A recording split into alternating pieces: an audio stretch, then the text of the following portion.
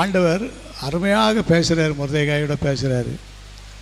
ராணி 127 நாடுகளுக்கு ராணியாக இருக்கும்போது அங்கே ஒரு பெரிய குழப்பமான திட்டங்கள் ஒன்று கொண்டு வந்துட்டாங்க. ஆமானும் ராஜா அகாஸ்வேர் ராஜாவும் சேர்ந்து ஒரு திட்டத்தை கொண்டு வந்துட்டாங்க. என்ன திட்டம்னு சொன்னால், எல்லா பக்கமும் உள்ள யூதர்கள் என்ன செய்யணும், அழிக்கப்படும் போது கட்டாயம் இந்த சட்டம் யாருக்கும் செல்லும், எஸ்தருக்கும் செல்லும், மொர்தெகாய்க்கும் செல்லும். அதை புரிஞ்சு அவர் செயல்படுதாரு.